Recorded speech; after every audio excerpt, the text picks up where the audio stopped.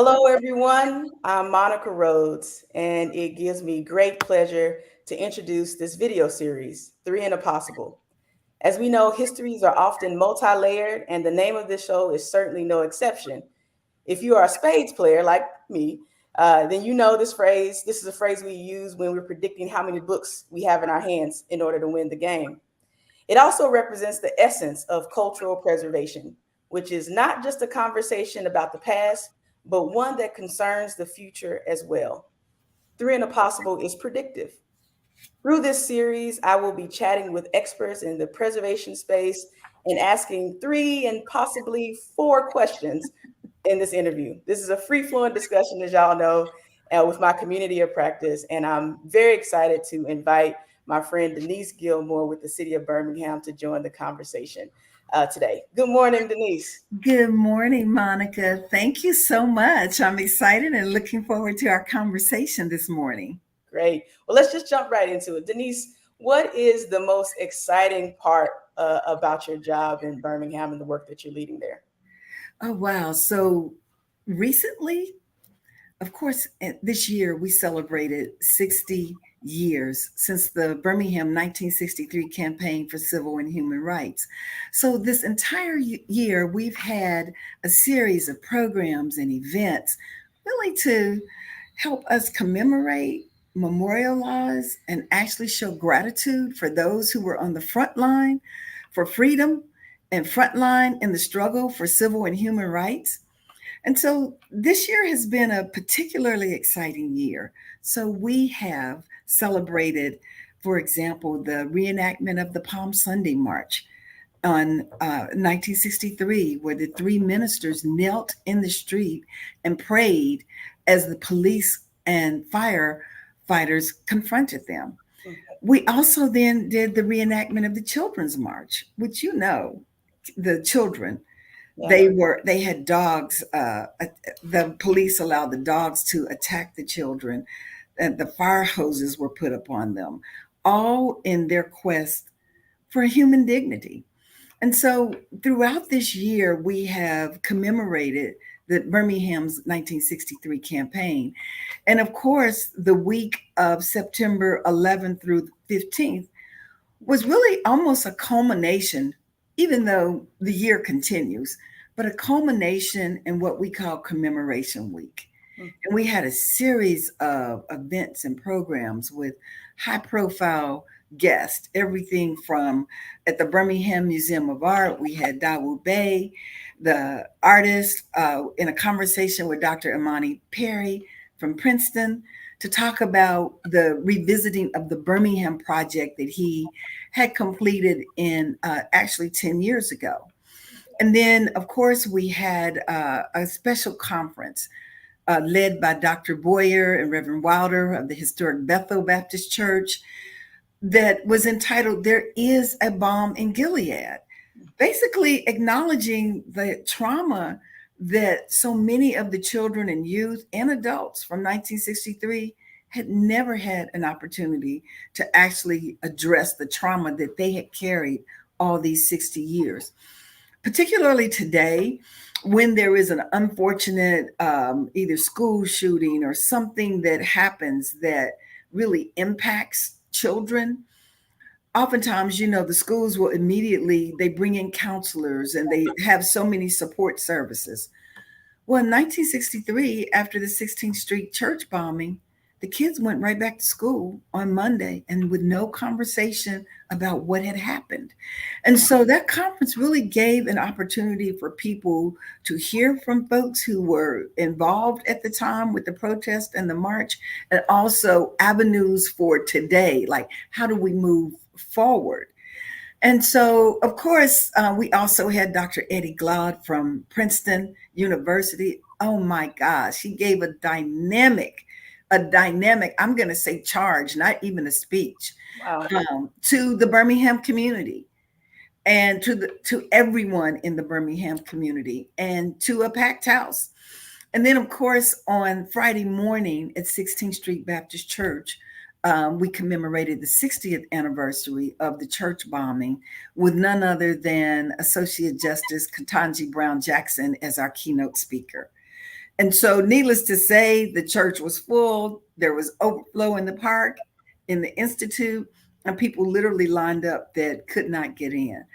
And so, of course, then also I have to put in also and talk about the Gaston Motel, which we opened in June to the public. And we had an opportunity following the memorial service to invite the public to come to the Gaston Motel and have coffee and pastries courtesy of our Birmingham Starbucks community store, and to be able to be in the space and tour the exhibit.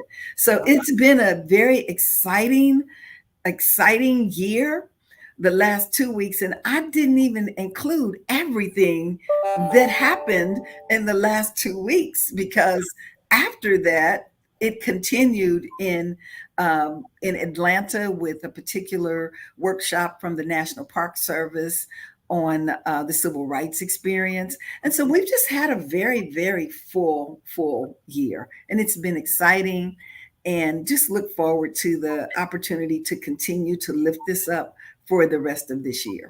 Yeah, and I think that's a great point, because when people read about the civil rights movement, especially particularly young people, there's this disconnect, especially when a lot of the photos are in black and white, like that happened so long ago. And the importance of these commemorations is to demonstrate that this history is not that far removed. I did an interview with three of the young people who were on the Edmund Pettus Bridge during Bloody Sunday, and they're in their 60s. So Mhm. it just wasn't that long ago. Not that long ago. Yeah, late 60s, early 70s. Mhm. But that's in a lifetime that we can touch Right. to understand. So having these conversations about the bombing of 16th Street Baptist, and particularly about Project C, where kids were up front and center in this confrontation, largely, funded by AG Gaston. Like, all of this stuff is happening in Birmingham. So to be this seat in this heart of civil rights strategy and momentum and I think strategic alliances is an important conversation and discussion. And you're a part of help shaping that, right? Because it's just not a healing opportunity for the people who live through it, but it's a way for people to understand that this history was not that long ago. Absolutely. And to understand that what the protesters, the children and the adults, what they were fighting for, Yeah. we are refighting those same battles right now. Think about our voting rights. Think about the opportunity to be able to read a book of your choice, right? And it's just the kind of, you see some of the same things kind of creeping right back up. And Mhm. I think it really helps young people and really the broader community understand that you have to continuously fight Yeah. for these rights, that they are, believe one of the speakers said um, last week that these rights are elusive, and that you really have to continue the fight to retain them. So I think that it was 60 years ago, but as you're saying, there's so many people that, especially in Birmingham, they're just walking down the street who were active participants in that struggle for civil rights. And then to help people understand that, particularly in, well, in the state that I'm in, that that these the struggle for freedoms and to be able to express yourself in an open manner is still not guaranteed at all. Yeah, absolutely. And that is for me this the opportunity or the intersection of where preservation or where commemoration and this social Mhm. justice piece. So we Mhm. don't forget, like, you are not able to say these things didn't happen, because there are structures and stories and people and places that are still with us to this day. So we celebrate these historic sites, and particularly in Birmingham, we have the Birmingham Civil Rights National Monument, which is a collection of these sites that were really crucial and integral of the Birmingham Civil Rights Movement. So 16th Street Baptist Church, Kelly Ingram Park, the AG Gaston Motel, St. Paul United Methodist Church, and of course, historic Bethel Baptist Church, the Colored Masonic Temple. These were all places that are important to be preserved because of what took place there, not just because of the collection of bricks and mortar, Hmm. but what happened in those places really makes it significant. Absolutely, absolutely. So I want to take the conversation to you for a second, and then I Okay. definitely want to hear more about the work you've led with the AG Gaston Motel. But can you tell us a little bit about your trajectory? Like, how did you get here? What are you doing now? But more importantly, where did you start? Interesting. So I'm going to give you the shortest version of this as I can. So my home is Kansas City, and so I am a Kansas Jayhawk. So born in Kansas, and spent most of my professional adult life in Kansas City, Missouri. I Okay. had the honor of actually working in the historic 18th and Vine Jazz District. I actually went to the Jazz District as its chief financial officer because my background is in finance, accounting, and management. And so, Monica, the short version is I'm actually an accidental preservation. I did not set out to be a preservationist at all. I absolutely did not. Tell me a little bit more about that. How did you get there? Now, I know Kansas City, and I enjoy. I think Kansas City has the second best barbecue to Texas Oh, sometimes. no, no. Okay, don't start that on this. You know, we have the best barbecue. So I went because my most of my career prior to going to the Jazz District was always either in finance or accounting, something dealing in that area. And so I actually went to the Jazz District as its chief financial officer. And in the process of really working and understanding and learning more about the significance of that place and all of the folks that Count Basie, Charlie Bird Parker, I mean, the names go on, Ella Fitzgerald. And when you start really digging into that and you understand the same thing, I'm standing in a place where these people were. I can look at a picture and see that 18th and Vine sign, and I can go stand under the same sign that Charlie Parker stood under. And it really is, it's kind of overwhelming Mhm. because it gives you the opportunity to understand that it's much bigger than you and that there is a connection from our ancestors, even and our elders, even to where we are today and the spaces that we find ourselves in today. That and so because of that, I really became very, very interested in the culture and the history of the Jazz District and had an opportunity ultimately to become the chief executive officer of the Jazz District Redevelopment Corporation and was able to serve in that capacity for about 11 or 12 years. And in that had opportunities to for really redevelopment of the Jazz District. So preserving historic homes. Yay, Rock Chalk Jayhawk. Okay. So and I am a Kansas graduate too. So, but had the opportunity to preserve five historic homes and the historic Rochester Hotel. Those homes were the last remaining homes that were built between 1882 and 19 in the early 1900s in that district, and had the opportunity to get those structures listed and preserved, and then reused as affordable housing. Mm. That's incredible. So you took those lessons learned in Kansas City as the CEO there, the Jazz District, and you brought those skill sets to Birmingham.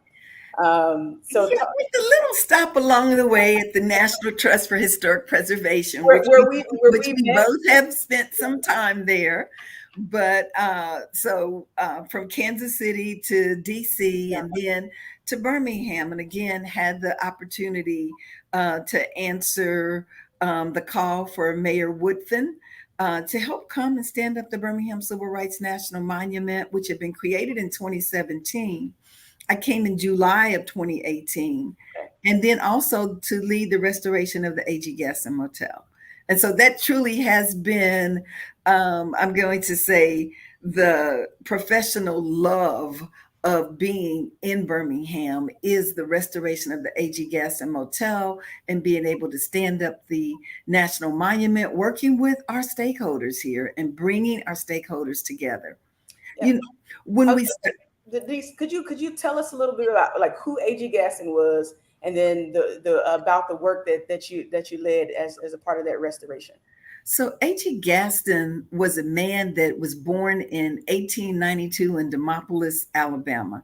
He basically had the equivalent of a 10th grade education, but went on to become a Black millionaire in the segregated South in the 50s. And so you think about that. He amassed ultimately a fortune that was estimated to be over $135 million. Now, Dr. Gaston had a mantra: find a need and fill it. Well, you know, in the segregated South, Black people needed everything. Mm-hmm. So the motel was his idea after traveling to London and finding out that the Baptist Training Sunday School and Training Union would be coming to Birmingham in 1954. And he determined at that point that there would be a place to welcome them with dignity and respect. And so he couldn't get anybody else to invest. So he put $300,000 of his own money into build that motel. It opened to the public officially on July 1st of 1954. Hmm. He spent $300,000 in 19 between 1951 and 54 to construct it. The city in 2018 invested 10 million on the restoration of the AG Gaston Motel.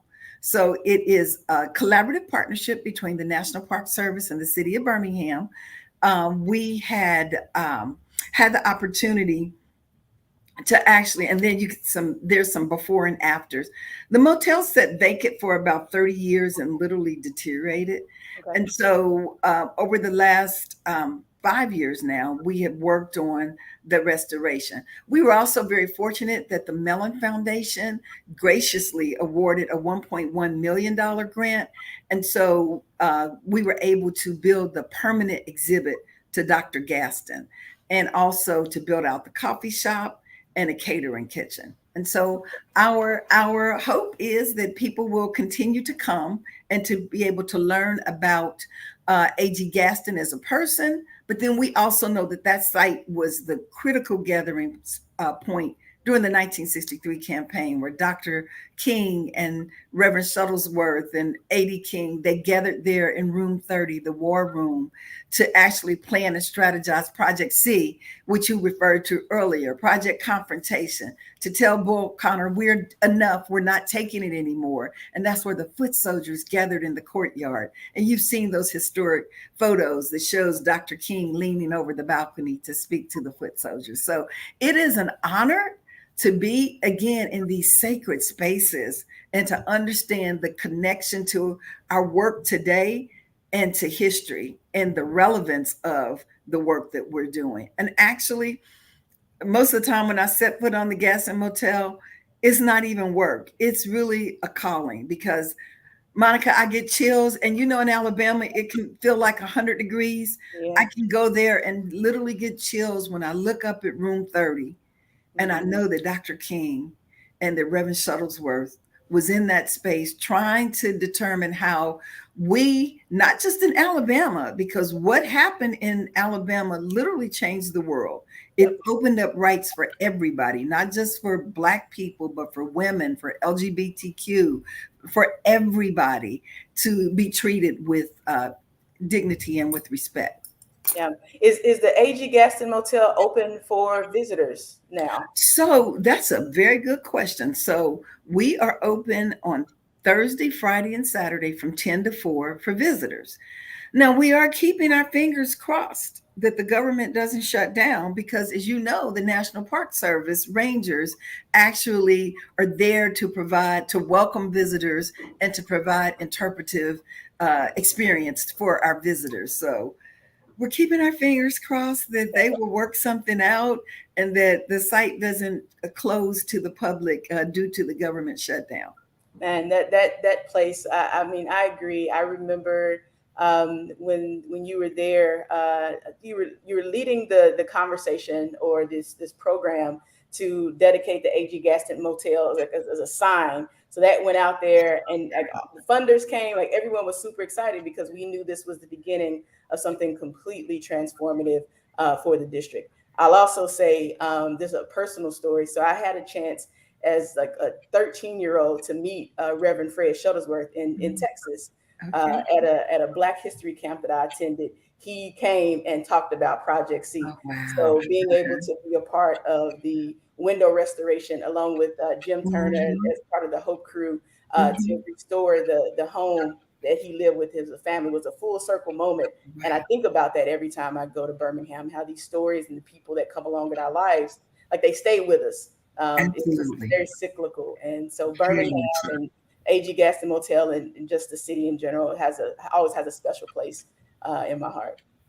Absolutely. Yeah. So here's the question for you, Denise, and something that I ask all of my guests, because we understand preservation is certainly not locked in the past. I mean, just looking at your career from the Jazz District to now, it's been very focused in on reusing or restoring these historic properties around affordable housing. Either they become historic sites. So I'm just thinking from your perspective, what is the future of this field, especially one that has a reputation for only preserving things for preservation's sake? What are your thoughts there? So, my work really has dealt more with how these spaces can serve the people, the neighborhood, the community. And the preservation is a catalyst or a tool for that. So we want to, when I think of the future of preservation, I think of it right now. I look at the work that I've done. How can preservation impact um, social justice? Mhm. How can we ensure that there's an equitable approach? One of the things that for the Gaston Motel, the I was very deliberate in making sure that people of color had the opportunity to work on that project Mm, because it's also about building out capacity. It's right. about also helping people have the ability to take care of their own spaces and not look to somebody else to come in and to preserve their spaces. And so I also think about from an environmental justice, how is preservation speaking to that? You know, there's so much now about climate change, of course, and a lot of the neighborhoods of people of color have always dealt with climate and with environmental injustice. And so, how can, when we start to look at, particularly with historic sites in African American neighborhoods, it has to have a larger meaning when everything is said and done. It can't be just for the sake of preserving that space, but how does it actually speak to the current day issues that that community or that neighborhood is facing? And I think that that ultimately is what makes preservation relevant. So Mm, it's not just the bricks and mortar, but how do we intertwine that with culture and preserving the culture of various either indigenous or people of color? yeah. And I was particularly struck by the fact or your strategy around ensuring that the contractors, the people who work behind the scenes, the videographers, the talk, like you, that was intentional. Can you talk to us a little bit about the importance of that and how you did it? Because again, it's not just about preserving this history for history's sake, but there's an economic driver here. There's a way to Absolutely. make an impact in the current moment about how we make these decisions. So, And that absolutely preservation, if you look at the work that's being done, particularly using tax credits and all of the incentives that are available, it is a huge economic driver and economic impact. And believe it or not, Monica, I actually started that approach when I was in Kansas City at the Jazz District. It's understanding that it's not just a matter of let's preserve this building, but who preserves it? And so, from the architects to the engineers, civil, structural, to who is actually having the opportunity to bring additional skills to their own portfolio. And then also, quite frankly, that those dollars are able to stay in the local community as well. And so I think it's very important. And then people have a sense of pride that this is something that they worked on. And so that has been my philosophy. And I brought that to the AG Gaston project as well. And actually, the general contractor for the restoration of the AG Gaston Motel was the AG Gaston Construction Company, a direct legacy company that was 100% African American owned, that company to AG Gaston. And then from there, again, our structure, our civil, we had additional architects, consultants that we used as much as possible to be able to help broaden this. Our exhibit designer was African American. The curator for the exhibit was African American. And so it's deliberate, it's intentional, and it's also understanding that we have an opportunity to build capacity for these, which most of them are small businesses as well, right? We have an opportunity to help them build their portfolio so that they can, in fact, the AG Gaston Construction Company, when they completed the Gaston Motel, they're now working on St. Paul United Methodist Church restoration. And so that to me is really the importance of this, is building out capacity so that people who maybe some of these small businesses really hadn't done preservation work, but they get a chance to learn. Yeah, and able to participate in the growing huge preservation economy. Absolutely. Which is local, statewide, national, international. There's a lot of space for these types of, particularly in Alabama, because there is a lot of preservation work going on around, particularly civil rights sites as well. yeah. That's a huge opportunity. The other thing I wanted to point out as we were thinking about the future of preservation also takes me back to the work that you were leading in Kansas City, starting as a CFO, and so helping organizations think about the capacity that's needed to run a business. Because when people think about historic sites, maybe folks aren't thinking about them. These are small businesses because it has to pencil out. It has to generate revenue. The lights have to be on. The preservation maintenance has to be done, and that requires the organizational wherewithal to be able to execute on these projects. Absolutely, absolutely, because it's budget, it's it's managing, and actually, and I'm very proud. And I said our Gaston project, not only did we stay on budget, we actually came in a little under budget What? and on time as well. Huh? And so, which is unusual Yeah. usually for city projects, but I'm very pleased that we were able to be very successful in managing our budget. So with a lot of help, I didn't do it by myself. So I do want to take a minute and just acknowledge our capital projects team, our office of city attorney, and then of course I also had the wonderful help from Jack Pyburn, Lord Egg Sergeant, to help us really to guide overall our historic preservation efforts, and then working again with the National Park Service and their local leaders as well. Well, Denise, I'll say I'm just putting back on my preservation construction hat. Having any project, even new construction, completed on dime and on time is very rare. And when you open up a historic building, there's always something you're gonna find that's gonna mess with that budget. So to be able to come in under the projected cost is really incredible. And we worked through the pandemic. We never stopped our construction. We were able to continue working through the pandemic as well. Wow, So, wow. absolutely. Well, Denise, this has been a really exciting. I appreciate our conversations because we often talk about just again the importance of organizational capacity, and oftentimes that's just kind of where it starts. Like if you want to do a preservation project, that's one thing, but being able to have the financials in order, or being able to doing the reporting that's required of many grants, like that's an extra step, and a necessary step rather. And you remind me all the time that we can do the preservation, but a part of sustaining these legacy businesses, these legacy institutions, is also thinking through how do you maintain their and update their business practices and making sure that they are where they need to be in order to be successful in the next 50 years. And Monica, I would be remiss if I didn't share with you another critical element was really the stakeholders of the Civil Rights National Monument and bringing them together and working together. When we first got together, I had a little mantra. This used the African proverb: "If you want to go fast, go alone. If you want to go far, go together." And we've been working together since I came to Birmingham in 2018, really to advance the overall preservation efforts in the city, but particularly focused in the Civil Rights National Monument. Mm.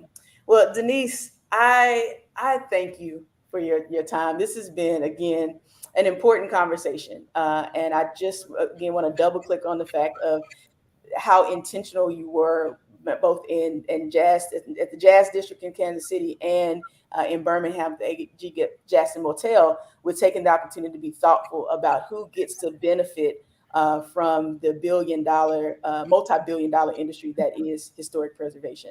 And so that doesn't happen often. So to be in conversation with a leader in this space is truly an honor. So, Thank you so much. Thank you for inviting me, and I thoroughly enjoyed our conversation. Thank you, Monica. all right. Thank you, Denise. And thank you, everyone, for joining in. Please tune back in November. We're going to take a month break, and we'll come back with another exciting list of guests to continue to have these very important conversations around preservation. Have a great day.